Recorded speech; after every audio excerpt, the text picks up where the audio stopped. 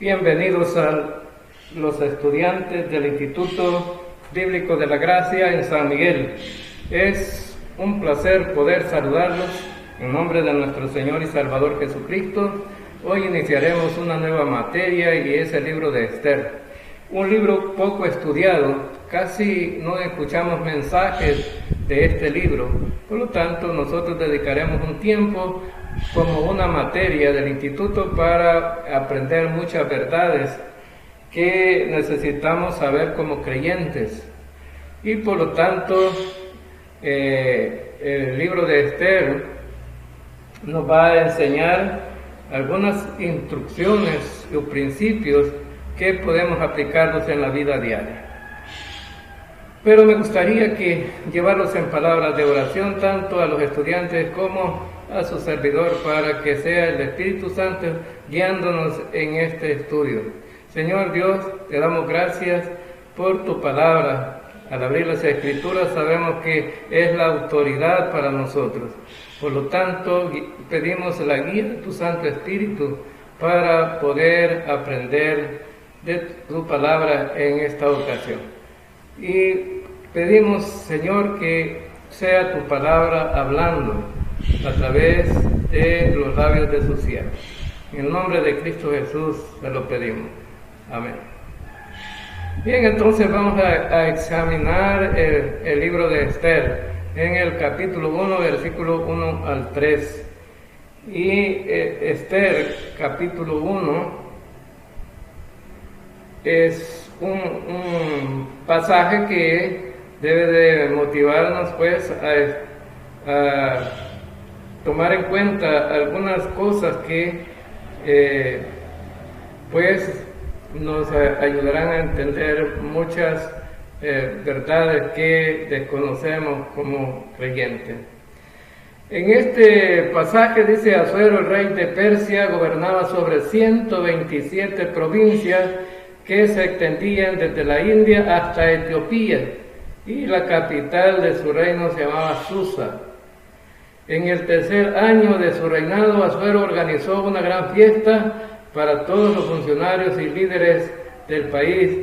También invitó a sus jefes de los ejércitos de Persia y de Media y a las autoridades y gobernadores de las provincias. Entonces, este libro empieza con una gran fiesta, ¿no?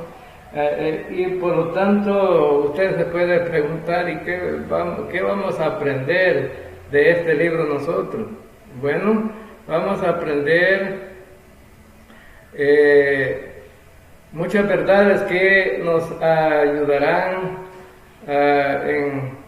del Antiguo Testamento, muchas verdades del Antiguo Testamento que nos ayudarán a nosotros,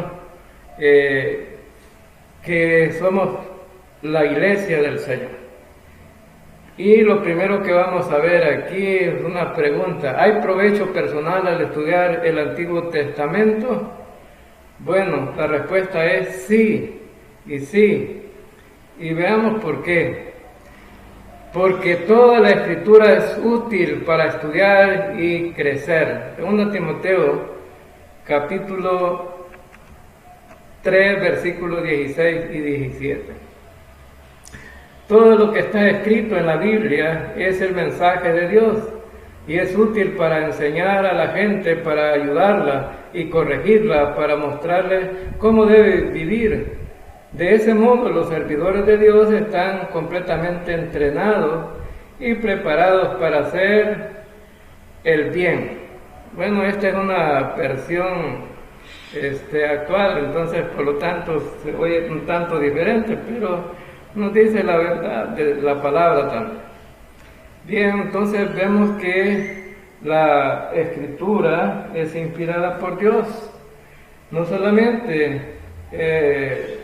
el Nuevo Testamento, sino toda la Escritura ha sido una inspiración divina. No solamente el Nuevo Testamento, sino el Antiguo Testamento, no solamente las secciones doctrinales, sino que también las secciones históricas.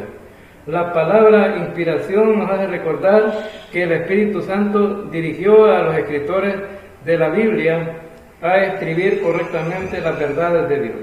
El Espíritu Santo dirigió a los 40 escritores de la Biblia para que la verdad de Dios fuese registrada en la Biblia.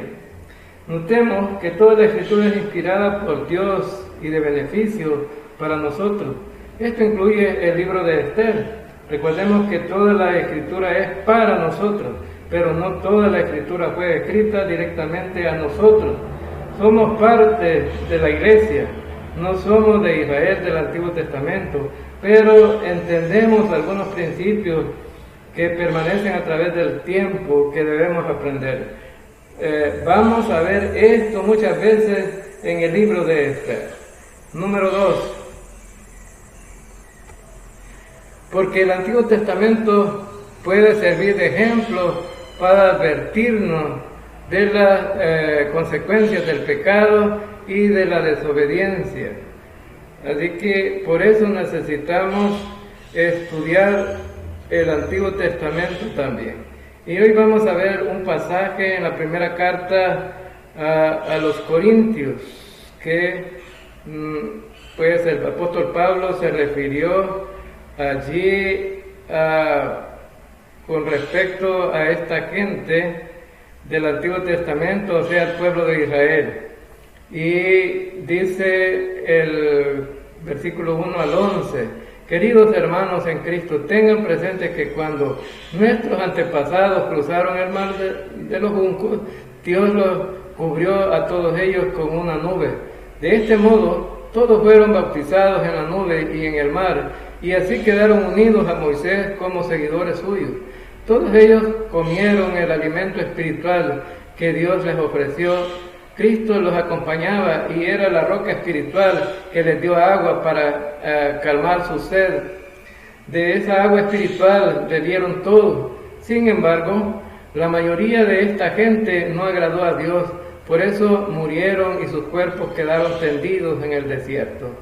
De esto que le sucedió a nuestro pueblo, nosotros tenemos que aprender nuestra lección. No debemos desear hacer lo malo como ellos, ni debemos adorar a los ídolos como hicieron algunos. Así dice la Biblia: la gente que se sentó a comer y beber, luego se puso a bailar en honor de los ídolos. Tampoco debemos tener relaciones sexuales prohibidas, como lo hicieron algunos de ellos. Por eso, en un solo día murieron 23,000.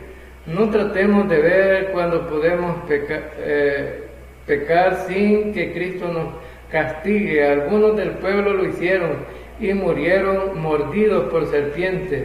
Tampoco debemos quejarnos como algunos de ellos lo hicieron. Por eso el ángel de la muerte los mató. Todo eso le sucedió a nuestro pueblo para darnos una lección, y quedó escrito en la Biblia para que nos sirva de enseñanza a los que vivimos en estos últimos tiempos.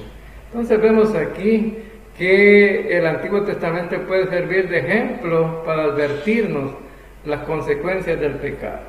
Y eso le pasó a Israel, y aquí lo está mencionando Pablo para nosotros. Fíjense bien que cuando hay algunos letreros, por ejemplo aquí dice: no subas sobre la cerca, no subas sobre la cerca. ¿Qué es lo que hace la gente? Primero, subir, y así somos desobedientes, ¿no?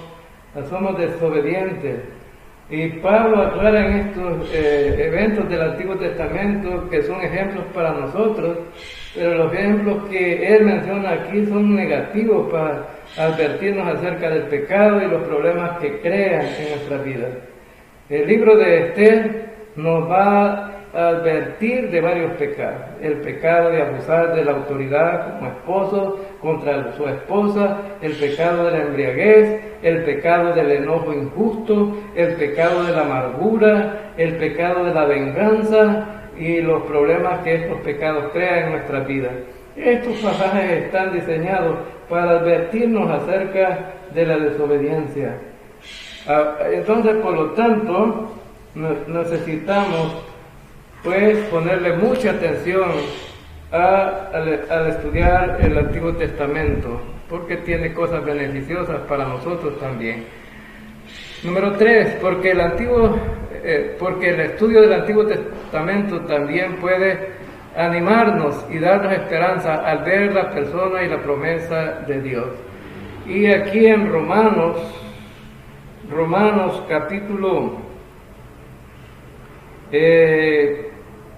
15, Romanos capítulo 15, vemos que hay un versículo también de mucho ánimo, es el versículo 4, y dice: todo lo que está escrito en la Biblia es para enseñarnos. Lo que ella nos dice nos ayuda a tener ánimo y paciencia y nos da seguridad en lo que hemos creído. Entonces, este versículo nos da ánimo, pues, al estudiar el Antiguo Testamento, y esto lo vamos a ver también en el libro de Esther, cuando Pablo dice las cosas que se escribieron antes. Está hablando, pues, precisamente del Antiguo Testamento, y está diciendo que fueron escritas para nosotros y que las entendamos no solamente para las personas del Antiguo Testamento, fueron escritas para animarnos, para ayudarnos a tener esperanza, y las historias del Antiguo Testamento pueden animarnos y darnos esperanza. Por ejemplo, cuando Dios cumplió la promesa a Abraham acerca de Isaac, nos hace recordar que Dios cumple sus promesas. O cómo Dios proveyó para las necesidades de Ruth con Boaz, nos recuerda que Dios provee para nuestras necesidades. Dios cuidó a su profeta Elías y va a cuidar de nosotros también. Cómo Dios perdonó los pecados de David, nos recuerda cómo Dios puede perdonar los nuestros. Cómo Dios contestó las oraciones de Ana, nos hace recordar que Dios contesta nuestras oraciones. Entonces el Antiguo Testamento puede darnos esperanza. Dios no nos ha olvidado. Mucha gente hoy en día está buscando esperanza, pero la están haciendo en la dirección equivocada. La esperanza está en el gobierno o está en su cuenta bancaria, pero nuestra esperanza necesita estar en el Señor, porque Él es quien últimamente nos cuida, y nosotros vamos a encontrar mucha esperanza cuando estudiamos el libro de Esther. Veamos otra cosa. Una visión general del trasfondo de Esther. Literal, las características principales de este libro.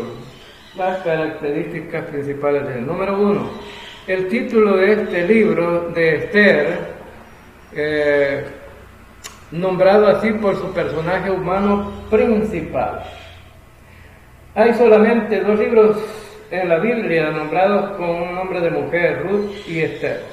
Quiero que ustedes, mujeres, recuerden que Dios no las ha olvidado. Él tiene un plan para su vida como mujeres, tal como Esther. Número 2. El autor de este libro es desconocido, aunque se sugieren varios nombres. Algunos han sugerido que el escritor fue Mardoqueo, o Esdras, o Nehemías, pero la persona que escribió este libro tenía un entendimiento muy amplio de la cultura e historia persa, del palacio en Susa y de la cultura judía. Pero ya sea que sepamos quién fue el autor, humano o no, la verdad más importante que debemos recordar es que toda la escritura es inspirada por Dios, y eso incluye el libro de Esther. Número 3. El tema de este libro exalta la providencia y fidelidad de Dios. Providencia es Dios cuando guiando y proveyendo en los asuntos humanos. Guiando y proveyendo en los asuntos humanos. El libro de Esther vemos la providencia de Dios. Providencia también significa que Dios está en control de todo el universo. Cuando pienso en la providencia, siempre pienso en la historia de José en Génesis, y cómo Dios estaba manejando todos los detalles en los eventos de su vida. José fue de la prisión al palacio en un solo día. Cuando pienso en la providencia, pienso en el nacimiento de Jesucristo. Él vino en el tiempo exacto, en el lugar exacto y en la manera exacta para cumplir su voluntad. Entonces vemos que Dios está en control y que Él es soberano y que su soberanía se expresa en su providencia, en su fidelidad y en sus promesas. Tal como Dios tiene un plan para Israel en el libro de Esther, Él tiene un plan para sus vidas y quiere guiarles y proveerles para ustedes a su manera, a su tiempo, para su gloria y para provecho, y Dios es fiel. Número 4. La trama de este libro se centra en la preservación del pueblo de Dios, Israel. Recuerden que el libro de Esther es parte del Antiguo Testamento y que el enfoque del Antiguo Testamento es el pueblo judío. La palabra judío aparece más de 50 veces en el libro de Esther. ¿Por qué es que Dios necesita preservar a los judíos? Porque Satanás odia a los judíos y ha tratado de destruirlos repetidas veces. Satanás trató de usar al faraón en Egipto para matarlo, pero Dios lo preservó. Satanás trató de usar a Amán, el persa, para destruir a los judíos, pero Dios lo preservó. Satanás trató de usar a Herodes en los días de Jesús matando a los bebés, pero Dios los preservó. Satanás trató de usar a los nazis en Alemania durante la Segunda Guerra Mundial para destruir a los judíos, pero Dios los preservó. Satanás trató de usar a Rusia bajo el poder de los comunistas para destruir a los judíos, pero Dios los preservó. Y en el futuro, en el periodo de la tribulación, el anticristo va a tratar de destruir a los judíos, pero Dios va a preservar a su pueblo. Cuando vemos el plan profético de Dios, después del arrebatamiento de la iglesia, todo el enfoque de la profecía bíblica está en Israel. Y es por esta razón que cada día escuchamos en las noticias a Israel y el Medio Oriente, porque Dios está poniendo el escenario para los eventos del futuro. El pueblo del Antiguo Testamento es Israel, el pueblo del Nuevo Testamento somos la iglesia, pero la iglesia no ha reemplazado a Israel. Las promesas que fueron hechas a Israel en el Antiguo Testamento se van a cumplir en el futuro después del rapto de la iglesia. Dios tiene un plan para la nación de Israel y Él va a preservar a su gente terrenal, o sea, a los judíos. Número 5.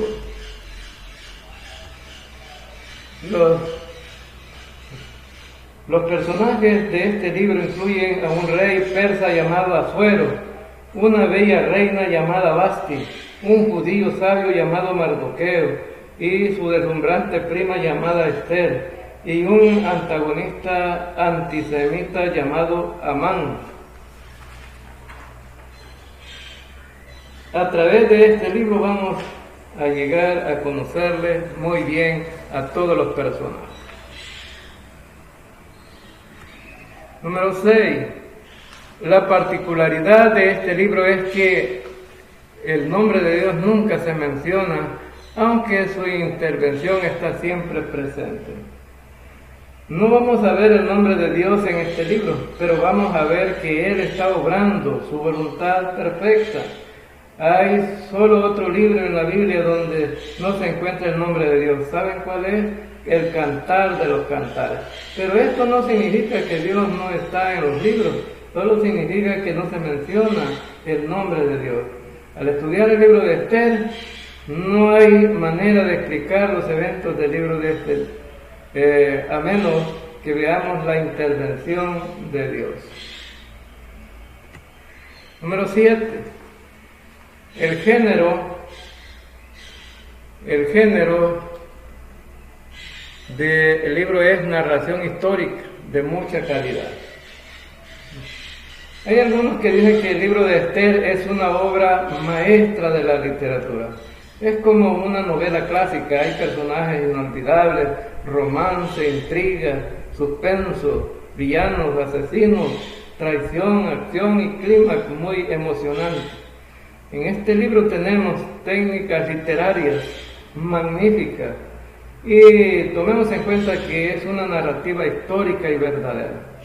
Y es bueno saber esto porque hay quienes interpretan este libro alegóricamente pero no hay razón para hacer esto. Este es un evento histórico de la providencia de Dios y cómo Él preservó al pueblo judío mediante una persona histórica que se llama Esther y su primo Mardoqueo durante el imperio persa, que realmente existió. Hay una técnica en la literatura que se llama quiasmo o disposición cruzada, como una letra X, figura de la dicción que consiste en presentar en órdenes inversos los miembros de dos secuencias.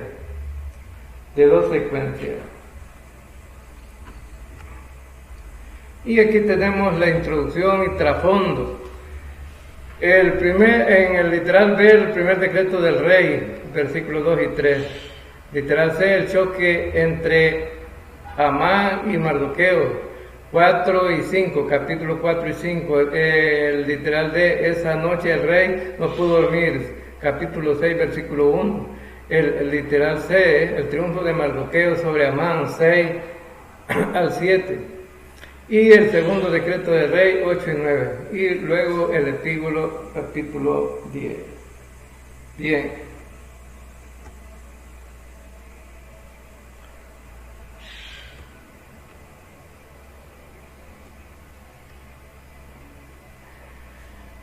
También vemos un versículo clave, y este versículo clave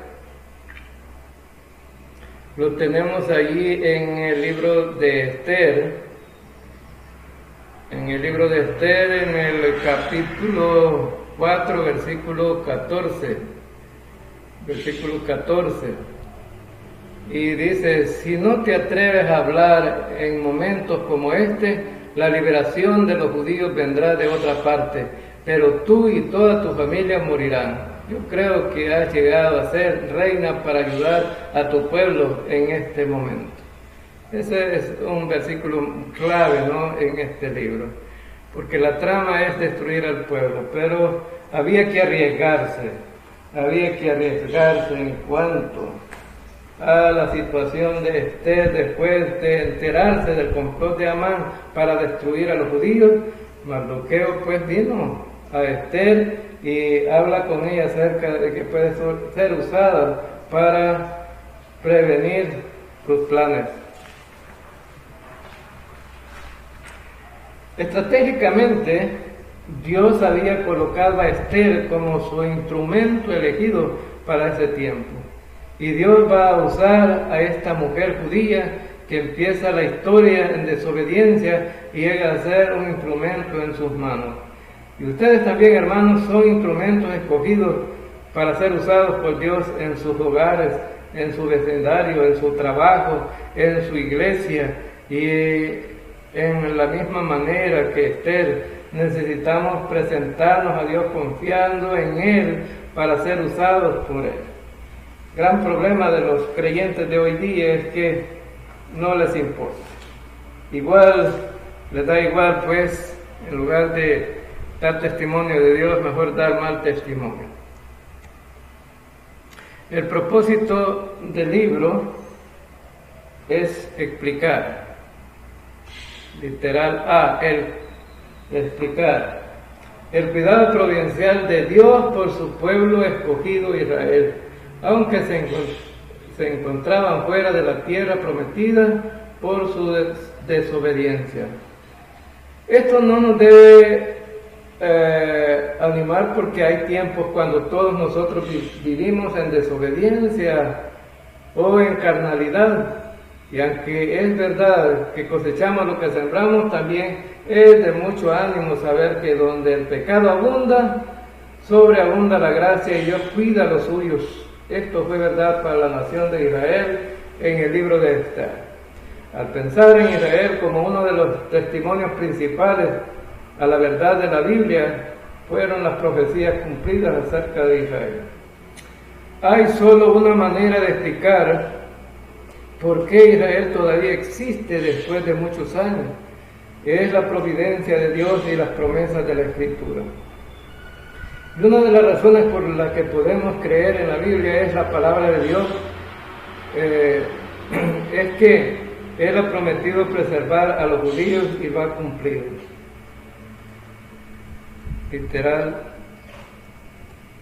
Literal B.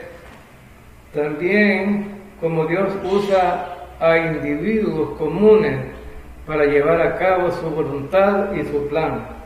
Dios usa gente ordinaria, comunes y corrientes. ¿Acaso se ha preguntado alguna vez qué puede hacer una sola persona? Pero la verdad es esta: una persona más Dios, igual mayoría. Dios ha usado a una sola persona para hacer una gran diferencia. No lo hizo con José en Egipto, no fue verdad con Esther en Persia, no fue verdad con el apóstol Pablo, quien al final de 2 Timoteo dijo que todos los creyentes me abandonaron, pero Dios estuvo a mi lado fortaleciéndome para predicar la palabra de Dios.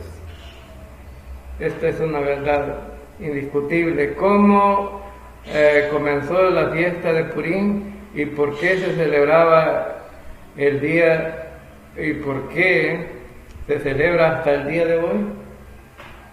Bien, en Esther capítulo del 9 al 10 nos narra el comienzo de la fiesta de Purim.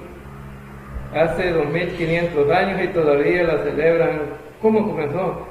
¿Por qué lo celebran? ¿De dónde vino el nombre? ¿Por qué la celebran en febrero o marzo?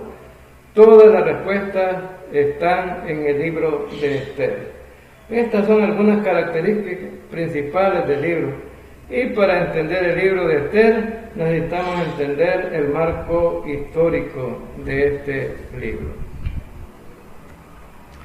Y vemos aquí pues que los judíos celebran esta fiesta de Purim. Celebran esta fiesta de Purim con un propósito. Lo vamos a estudiar en este libro. Una visión general del trasfondo de Esther, las características principales del libro. Los eventos de Esther comienzan en el tercer año del reinado de Asuero. Bueno, estamos viendo el marco histórico, ¿no? Luego, vemos allí que lo que se pretende es estudiar cómo comenzó o cómo comenzaron los acontecimientos de este libro. ¿A quién se refiere Asuero? Esta palabra significa majestad o alteza. La palabra Asuero significa majestad o alteza. En otras palabras, pues Asuero era un título como faraón o como el presidente o primer ministro. También se le llamó Jerjes. En el año 486 a 424 antes de Cristo, heredó el trono de su padre Darío I.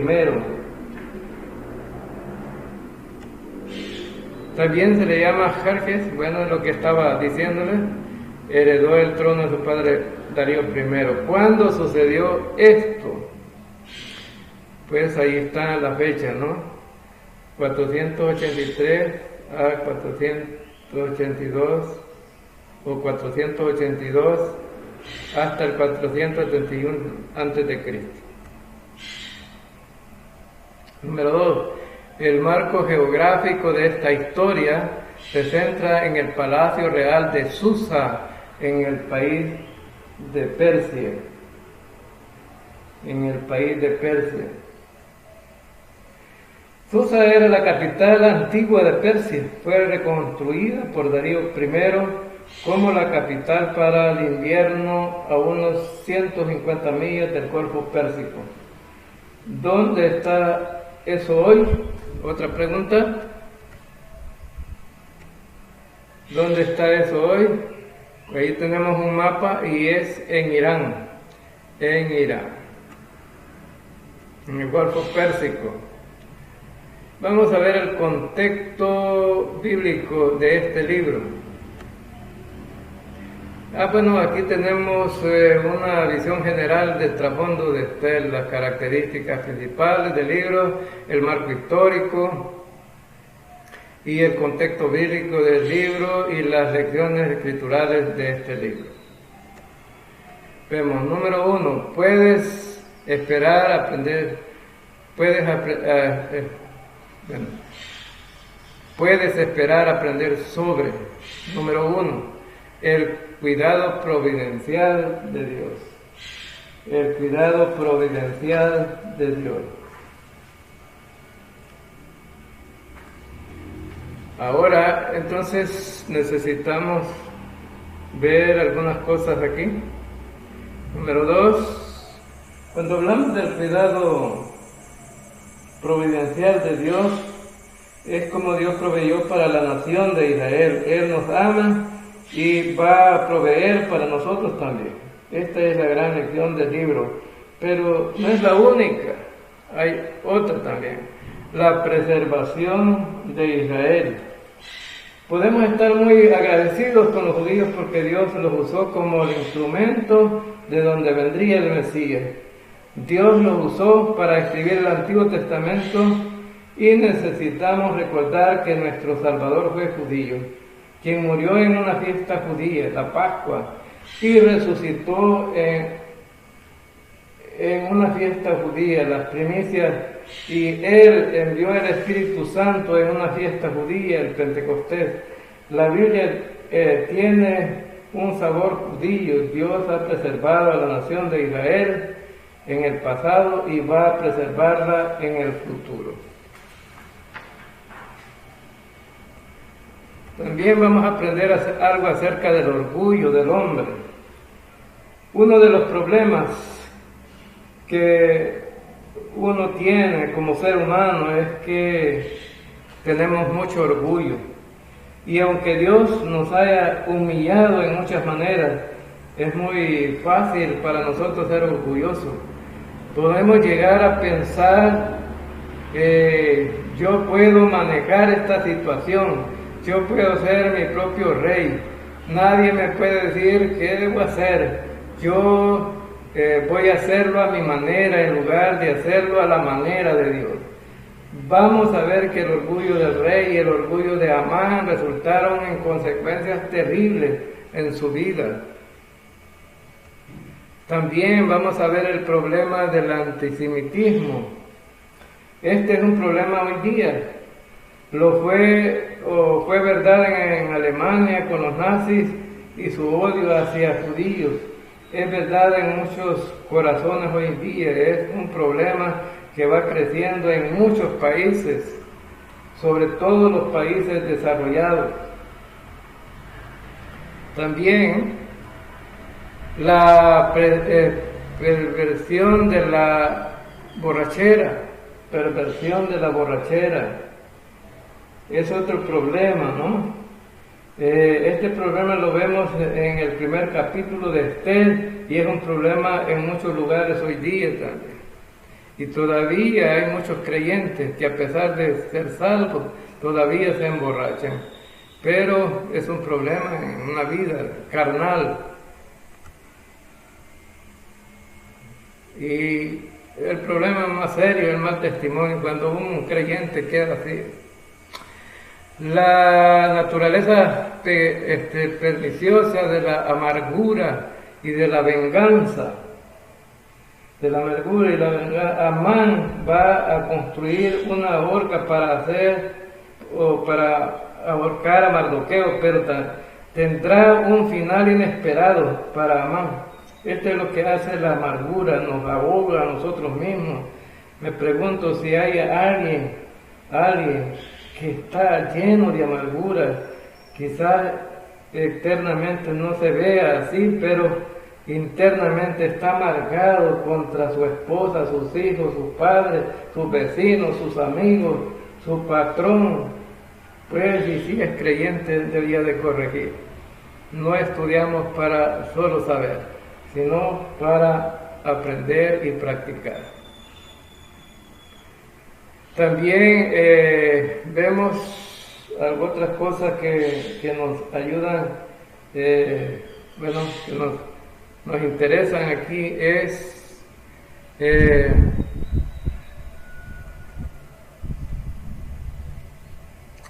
número 7, el valor personal de la fe y la valentía y la fidelidad al Señor. Otra cosa que vamos a aprender aquí. Vamos a ver que Esther tiene fe, Dios le da la valentía y él va a ser fiel en la vida de Esther, aunque ella no sabía cómo iban a resultar las cosas. Importante esto, ¿no? Ahora, algunos pensamientos finales del libro de Esther contienen un mensaje de esperanza. Número 1, esperanza para Israel no ha sido olvidada por Dios. No fue olvidada en los días de Esther, ni en los días de Faraón, ni en los días de Herodes, ni en los días de los nazis, ni hoy día. Dios no ha olvidado a la nación de Israel y va a cumplir sus promesas a ellos, las promesas que Dios ha hecho para ellos. También la esperanza para ti no ha sido olvidada. La esperanza para ti no ha sido olvidada.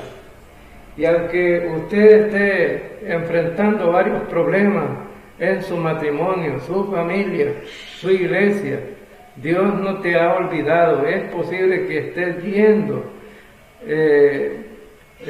algunas cosas que no te parecen en tu vida o en los demás, pero Dios no te ha olvidado. De hecho, al que Dios ama lo disciplina. Él no te ha olvidado y Él tiene un plan para tu vida. Sabemos que Dios un día va a regresar para llevarnos a estar con Él en el cielo y en el rapto de la iglesia. Y esa es nuestra esperanza bienaventurada, ser arrebatados sin experimentar la muerte, para reunirnos con el Señor en el aire. ¡Qué esperanza tan maravillosa! Y si estamos con el Señor por medio de la muerte o el rapto, si has creído en el Señor, si tu fe ha estado en Jesucristo solamente, confiando en que Él murió por tus pecados y resucitó, y no confiando en tus obras, un día vas a ir al cielo, a tu hogar, para estar para siempre con el Señor. Y Él va a estar allí para darles la bienvenida, no porque lo merezcamos, ni porque lo ganamos, sino porque fuimos salvos por su gracia. Esa es nuestra esperanza bienaventurada como creyentes. Todo por la muerte de Jesucristo, por nosotros en la cruz. Él pagó por nuestros pecados. Entonces vemos aquí algunas ilustraciones de la bienvenida que el Señor dará por haber confiado en el sacrificio de Cristo en la cruz. Y llegamos al fin, pues, de la lección número 1. Esperamos que sea de mucho provecho. Estudien, hermanos, y aprendan, porque esto es muy importante. Hoy solo vimos los aspectos generales, introductorios del libro, pero en la segunda lección ya vamos a ver versículo por versículo. Gracias por su gracia maravillosa del Señor.